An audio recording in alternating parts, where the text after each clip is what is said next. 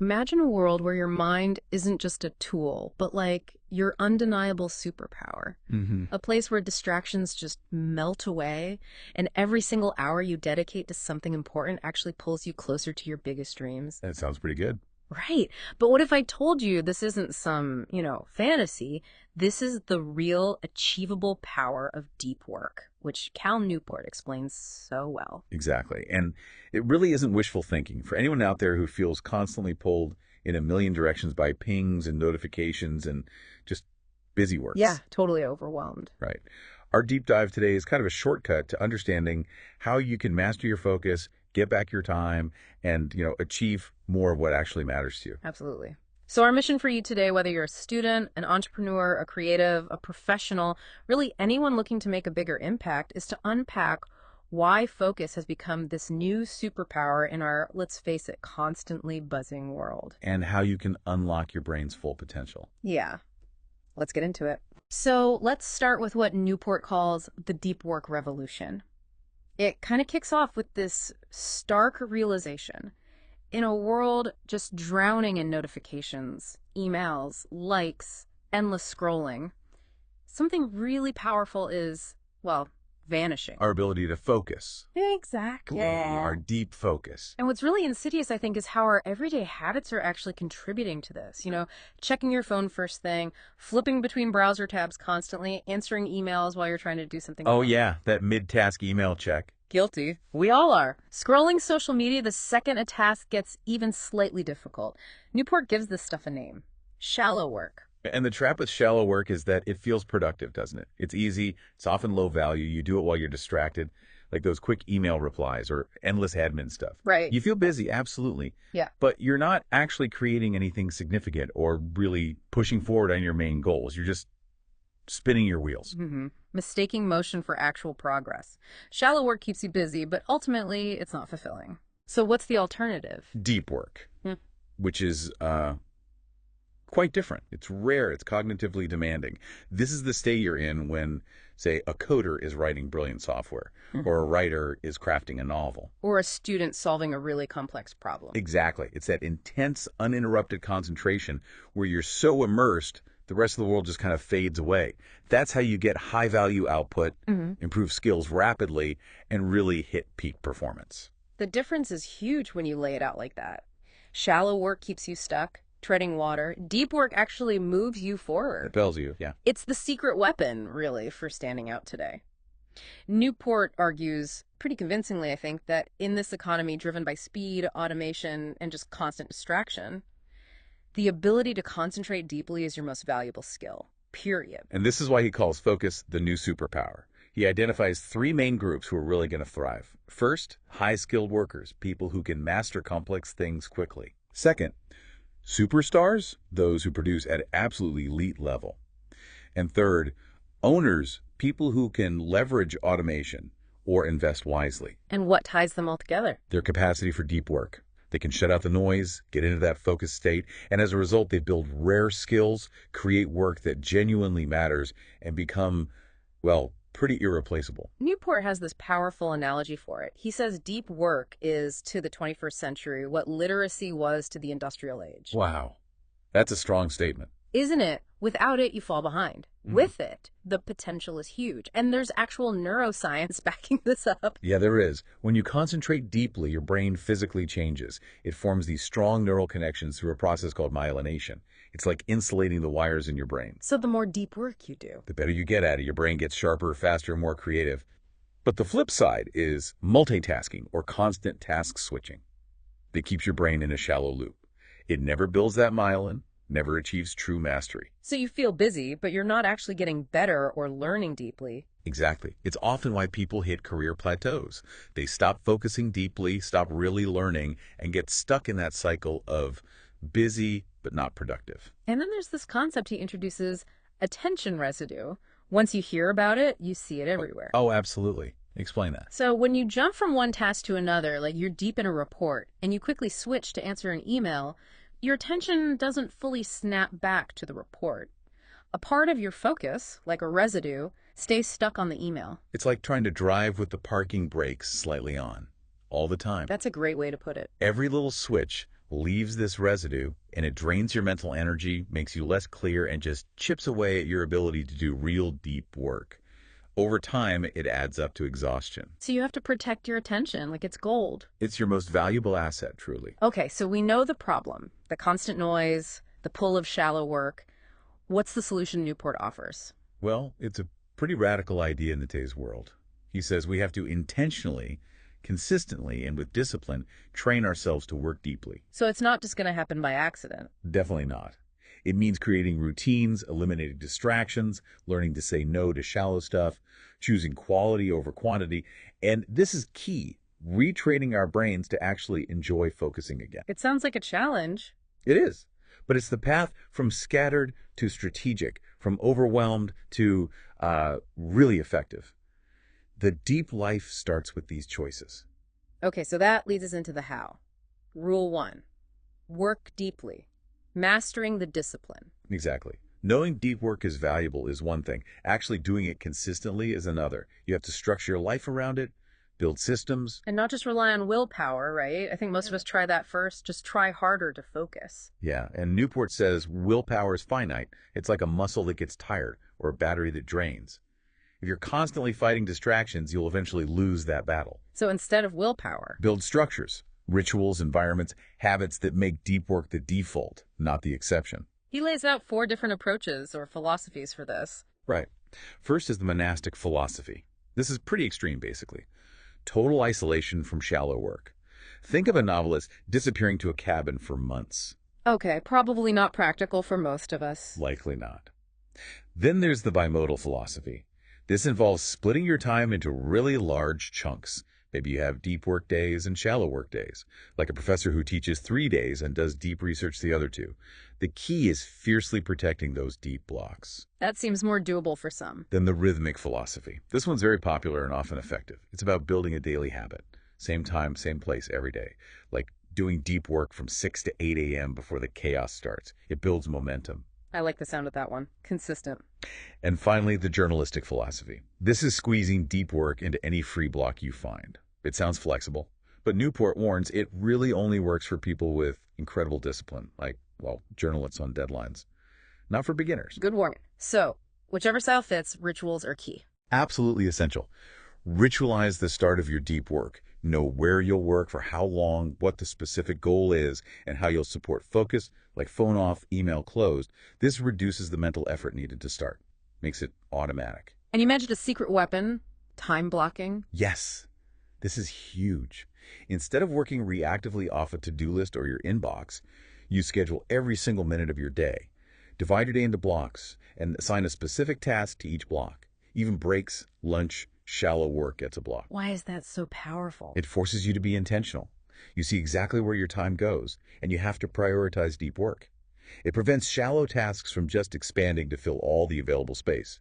If you don't plan your time, someone or something else definitely will. That really resonates. We need examples. Think of J.K. Rowling finishing Deathly Hallows. She couldn't focus at home with all the distractions. So she checked into a hotel. Exactly. For weeks. Just her and the manuscript, no interruptions. That's a pretty dramatic example of prioritizing deep work when it mattered most. Okay, makes sense. But what about fighting the constant lure of distraction while we're trying to work deeply?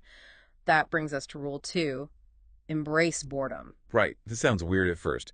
Embrace boredom. But it's about building mental toughness. How so? Well, the problem today is we're conditioned for constant stimulation. Every notification, every quick scroll gives us a tiny dopamine hit. Our brains get addicted to this novelty. And that makes it harder to focus for long periods. Precisely. It weakens our concentration muscle. So Newport says, train that muscle like an athlete. The next time you're waiting in line or walking somewhere, resist the urge to pull out your phone. Just be bored. Just be bored. Let your mind wander. Or focus on your surroundings. Doing this regularly builds your tolerance for less stimulation and strengthens your focus. Okay, I can see that. Training the attention muscle? And related to this is what he calls the art of doing nothing. Schedule actual downtime, but make it mindful rest. Go for a walk without podcasts or music. Meditate. Just daydream. Your brain needs this unstructured time to recharge and consolidate information, which actually makes your deep work better. So downtime isn't wasted time, it's productive rest. Exactly. He even suggests an exercise called productive meditation. Pick a specific problem you need to think deeply about. Okay. Then go do a physical activity like walking or running and focus only on that problem. No distractions. Force your mind to stay on track. It's hard, but it's powerful focus training. Like Bill Gates and his think weeks. That's a perfect example. He cuts himself off completely just to think deeply. He embraces that undistracted time, that boredom, to generate big ideas. All right, rule 3. This is the one people might resist. Quit social media. Yeah, this one gets reactions. Yeah. But Newport's point is critical. These tools aren't neutral. They're designed to capture and hold your attention. That's their business model. The attention economy. Exactly. You're not the customer. Your attention is the product being sold. Every notification, every algorithm is engineered to keep you scrolling, keep you hooked. And every time you switch from deep work to check it. You pay a price, a cognitive price. Attention residue, lost focus, it costs you your most valuable resource. So does he really mean quit everything? Cold turkey. Not necessarily, though he leans that way. Yeah. He offers a more nuanced filter. The craftsman approach to tool selection. First, identify your main high-value activities, the things that really matter for your goals. Okay. Then for each digital tool, especially social media, ask, does this tool significantly improve my ability to do those high-value activities, or does it just offer minor convenience or distraction? So be really honest about the actual benefit versus the cost. Yes. If the benefit isn't substantial and directly linked to your core goals, he argues you should seriously consider eliminating it. It connects to this idea of selective ignorance. Ignoring most things to focus on the great things. Precisely. Saying no to the merely good or distracting allows you to say yes to the truly great. It's a focus superpower. He suggests a practical experiment too, right? The 30-day detox. Yeah, the 30-day detox challenge. Quit all optional digital tools, especially social media, for a month. Then reflect honestly. Were you less happy? Less productive? Or did you actually gain clarity and focus? And only reintroduce tools that pass that strict benefit test. Exactly. It helps break the addictive cycle and lets you choose tools intentionally, not habitually. What about the I need it for my career argument? He addresses that. If a tool is genuinely essential for your work, say you're a social media manager, the key is intentional, scheduled use. Bash your time on it. Use tools to automate posts. Don't let it become compulsive, endless scrolling. Use it as a targeted tool, not entertainment. Like that author who deleted social media. Right. People thought her career would tank. But her focus improved, her writing got better, and her business grew because the quality of her deep work spoke for itself. She didn't need the constant online noise. Okay, powerful stuff. Final rule. Rule 4, drain the shallows. This is about systematically getting rid of, or at least minimizing, all those low-value tasks that eat up our days. The emails, the pointless meetings, the admin. All that stuff. We often feel busy all day, but achieve little of real consequence because we're drowning in this shallow work. Newport calls them time thieves. And crucially, the more shallow work you do, the more your brain gets trained to avoid deep work. It gets comfortable with distraction. So how do we drain it? Back to time blocking. Back to time blocking, yes. But specifically to contain the shallow stuff. Give it a specific limited block in your schedule. If you need to do email, schedule 30 minutes for it, and that's it. Don't let it bleed into your whole day. So it reveals how little time you actually have for deep work unless you guard it. Exactly. And it makes it easier to say no. When someone asks for your time for something shallow, you can look at your blocked schedule and honestly say, sorry, I'm scheduled for deep work then. Or offer an alternative, like handling it via email instead of a meeting. Every yes to shallow is a no to deep. That's the core idea. Protect your deep work time ruthlessly. He specifically calls out email, doesn't he, as a silent killer. He does, because it's always there, demanding attention. He suggests a process-centric approach. Aim to end the conversation with your reply. Set expectations about response times you don't need to reply instantly. Use templates. Batch email processing into specific times. Take control of it. Don't let it control you. Precisely. Contain it. Give shallow tasks fixed time slots. A meeting needs a clear agenda and end time. Admin work gets its block. This stops them from constantly interrupting your focus. And finally, the shutdown ritual. This sounds important. It's incredibly powerful for mentally switching off. At the end of your designated workday, take a few minutes to review what you did, plan tomorrow's blocks, ensure any loops are closed in your mind, and then physically or mentally declare shutdown complete. What does that do? It signals to your brain that work is over. You can properly rest and recover without that nagging feeling of unfinished business or the urge to just check one more thing. It improves your evening, your sleep, and your focus for the next day. Okay, so these four rules are the practical toolkit. But you mentioned Newport goes deeper into a whole philosophy, the deep life. Yeah, it moves beyond just productivity hacks. The deep life isn't just about getting more done. It's about living a life of focus, intention, and meaning. So it's about the quality of life, not just output. Exactly. It's about protecting your attention, working with purpose, creating real value, and feeling that sense of progress and fulfillment instead of just busyness. It's about choosing depth over the constant lure of the shallow. Using depth as a compass for your life choices. That's a great way to put it. Choosing focus over fragmentation, craft over convenience, fulfillment over fleeting digital fame. It's a different way of navigating the world. And the four rules become the pillars of this deep life. Right. 1. Work deeply. Prioritize and protect time for your most impactful work. 2. Embrace boredom. Retrain your attention. Build focus endurance.